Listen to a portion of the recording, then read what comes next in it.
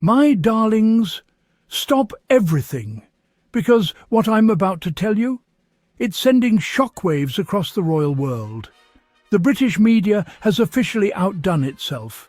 They have reached a level of hypocrisy so breathtaking, so unhinged, so absolutely embarrassing, that even a Sussex insider had to step in with a truth bomb big enough to shake the walls of Buckingham Palace. Yes, we have entered a new era, mocking Harry and Meghan for having jobs. Let me say that again, slowly, for having jobs. Meanwhile, entire duchies are raking in millions, palaces are being renovated with taxpayer money, and certain Windsors are still enjoying luxury lifestyles without lifting a single royal finger. But somehow, Harry taking a paid speaking gig is the scandal. Oh, my loves. The clownery has reached Olympic levels. The hypocrisy has gone platinum. Today, we're tearing the whole thing open. The jealousy, the rage, the royal insecurity. And the one savage line from a Sussex source that has British commentators crying into their microphones. Grab your tea, grab your receipts, because this episode is going to burn straight through the UK press firewall. So here's the storyline, allegedly. Harry flew to Toronto to speak at a real estate conference. A paid engagement, a professional gig, a man with a resume doing what people with resumes do. And according to the British commentary industrial complex, that is scandalous. Apparently, Harry needs money. Apparently, the upkeep of his own privately funded home is forcing him to work. Apparently, earning an honest living is embarrassing. And this is where I ask, have these people lost the good sense God gave a goose? Because let's be clear, the same commentators mocking Harry for having to work for a living belong to a country where entire palaces are taxpayer-funded and where senior citizens are freezing in Windsor-owned rental properties because His Highness the slumlord refuses to pay for basic repairs. But Harry taking a job? That's the problem? Make it make sense. Enter the Sussex insider. A source allegedly close to Harry and Meghan, who finally broke the royal fourth wall and said what we've all been screaming at our screens. We all have to make money unless you're part of the Windsor clan. Exactly. Harry and Meghan are not on the taxpayer payroll. They do not receive sovereign grant money. They do not have palaces handed to them. They do not have a duchy empire generating millions. They do not have inherited castles filled with servants. Harry and Meghan work. They build companies. They produce films. They write books. They give keynote speeches. They invest in startups. Meghan launched a food and lifestyle brand. Harry partnered on mental wellness, sporting events, sustainability projects.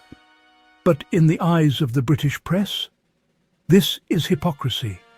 How dare they have jobs and donate to charity? How dare they protect their children with private security? How dare they pay for their own home instead of living in a mouldy, crumbling shack generously funded by British taxpayers?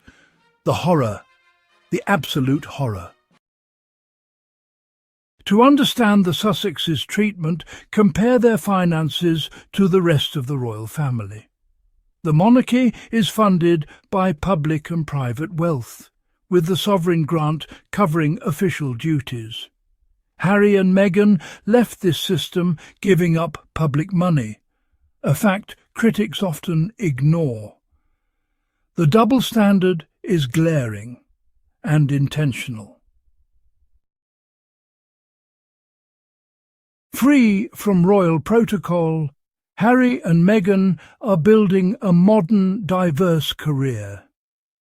Through Archewell, they've launched media projects and a non-profit foundation, securing deals with Netflix and Spotify to tell stories that matter to them. Their docu-series, Harry and Meghan, broke records, proving global interest in their perspective. Harry's memoir, Spare, became a publishing phenomenon. These successes weren't handed to them. They required negotiation, vulnerability, and hard work. Beyond media, Harry works as Chief Impact Officer at Better Up, advocating for mental health in the corporate world. Meghan invests in businesses like Cleaver Blends, supporting female entrepreneurs and wellness. These are active roles, not passive endorsements, reflecting their values and ambitions. They're using their influence to support causes and build a purposeful portfolio. Their work challenges the old model of silent, symbolic royals. Harry and Meghan prove it's possible to serve, succeed, and be financially independent. They're building a life and legacy on their own terms. The relentless campaign against Harry and Meghan is fueled by envy. Their commercial success and global influence are unattainable within the monarchy's rigid hierarchy. They've sidestepped the system, building a brand on their own merits. This independence is a direct affront to the established order, making uncomfortable comparisons for those still inside. The attacks are often petty, obsessing over their home, deals and friends, classic signs of jealousy. The narrative paints them as deserters, but in reality they've built a bigger platform than the one assigned to them. Their ability to speak directly to millions, unfiltered by palace press, is a power few royals possess. The British tabloids, once able to control the narrative, have lost their grip. By moving to America and building their own channels, Harry and Meghan have starved the press of its favourite story. Their success is the most bitter pill for their detractors to swallow. Harry and Meghan's path is a direct challenge to the monarchy's core bargain, public privilege, in exchange for private sacrifice. By stepping back, they question whether royals must surrender personal freedom for duty. Their independence offers a new blueprint: service beyond ribbon cuttings on a global scale. They tackle issues like mental health and misinformation with a freedom impossible as working royals. This exposes the limitations of the old model and raises questions about the true cost of royal life. The establishment's response has been fear and condemnation, hoping their failure will deter others. But if Harry and Meghan thrive, they prove the monarchy is no longer the only path to purpose and influence. Their success could inspire future royals to seek freedom and fulfillment outside tradition. The Sussexes' journey is a test for the monarchy's ability to adapt or risk irrelevance. Their story is a blueprint for a new kind of royal life. Harry and Meghan's story is one of resilience. They've faced relentless hostility, yet built a new life, career and family under intense scrutiny. Their success reveals the anger of an establishment losing control. The more they thrive, the more desperate their critics become. No longer dependent on the palace or press, they control their own narrative and income.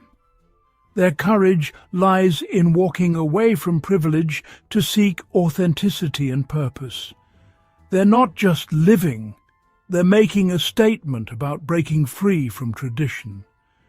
Their journey resonates far beyond royalty, inspiring others to define their own path. And that, my loves, is today's Truth Session. If you're watching this with a cup of tea, take a sip for the people who said Harry and Meghan would fall apart. Another sip for the people waiting for their big failure. And a third sip for the UK commentators currently melting from the heat of Meghan's success and Harry's autonomy. Don't forget to like, subscribe and leave a comment telling me which royal commentator you think will be the next to embarrass themselves on national TV. Until next time,